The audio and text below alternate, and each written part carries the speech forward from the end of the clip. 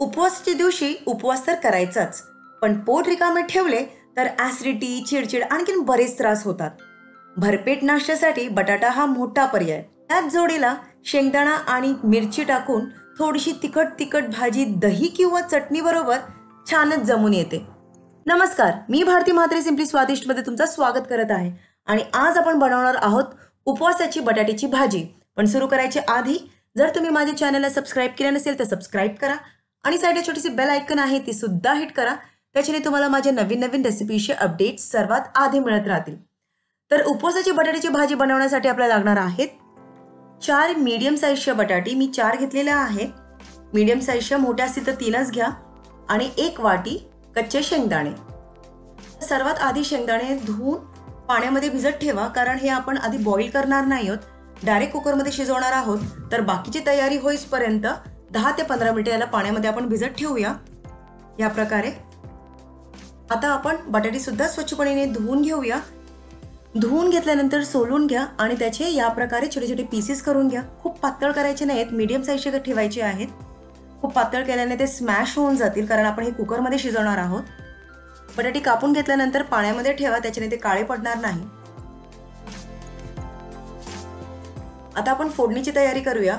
तर फोडणीसाठी मी घेतलेले आहे 7 ते 8 कढीपत्ता, 3 ते 4 तिखट मिरच्या बारीक चिरलेल्या.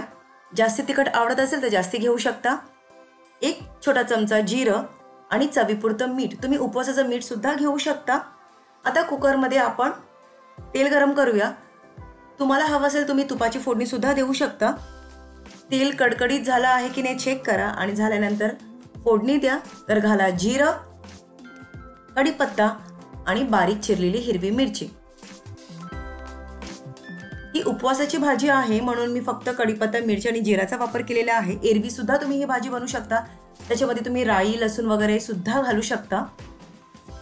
आता घालूया कापलेली बटाटी.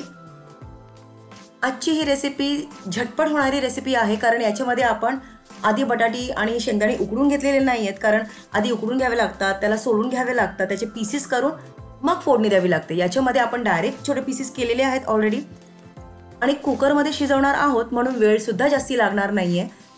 म्हणून सकाळी जर ऑफिसची गडबड असेल तुम्ही झटपट ही भाजी बनवून घेऊ शकता. हे बघा, बटाटे घातल्यानंतर मिक्स करा आणि आता याच्यामध्ये आपण भिजवलेले शेंगदाणे सुद्धा घालूया. शेंगदाणे सालासकटच आपल्याला घालायचे आहे, त्याच्यामध्ये साल काढायची गरज नाहीये, किंवा रोस्टेड शेंगदाणे सुद्धा घालायची गरज नाही. आता कुकरमध्ये एकत्र ते व्यवस्थितपणे शिजले जातील. मिक्स केल्यानंतर आता याच्यामध्ये आपण मीठ चवीपुरतं आणि पाणी घालूया. पाणी किती घालायचं आहे तर साधारण प्रमाण नजरेवर कळतं. खूप वरपर्यंत भरायचं नाहीये, फक्त बटाटे आपली व्यवस्थितपणे डिप होतील तेवढंच पाणी आपल्याला घ्यायचं आहे. आणि जर समजा पाणी जास्ती झालं तर डोंट वरी, कुकर जेव्हा तुम्ही उघडून बघणार जर वाटलं तुम्हाला पाणी आहे तर फास्ट गॅसवर थोडंसं आटवून घ्या. आता आपल्याला 3 ते 4 शिट्ट्या घ्यायच्या आहेत किंवा 10 ते 15 मिनिटं मीडियम फ्लेमवर शिजवायचं आहे.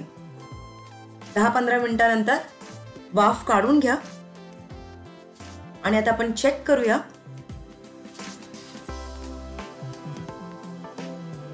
तर ही बघा तयार झालेली आहे आपली उपवासाची बटाट्याची भाजी. अखंड पीसेस पण आहेत आणि थोडेसे बटाटे स्मॅश सुद्धा झालेले आहेत. म्हणजे आपली ही भाजी रेडी आहे. आमच्याकडे ह्याला उसळ म्हणतात. तर आमची बटाट्याची उसळ रेडी आहे. तुम्ही ही उसळ अशीच खाऊ शकता, दही सोबत खाऊ शकता किंवा चहा, कॉफी सुद्धा घेऊ शकता सोबत प्यायला. एरवी सुद्धा तुम्ही याच्यामध्ये थोडीशी हळद, कोथिंबीर, आलं, लसूण घालून चमचमीत भाजी बनवू शकता. तर कशी वाटली तुम्हाला माझी ही आजची रेसिपी? आवडल्यास नक्कीच लाईक करा, सबस्क्राईब करा आणि कमेंट आणि शेअर करायला विसरू नका. आणि पाहत रहा सिम्पली स्वादिष्ट. आणि हां, इंस्टाग्राम आणि फेसबुकवर पण नक्कीच फॉलो करा. थँक्यू.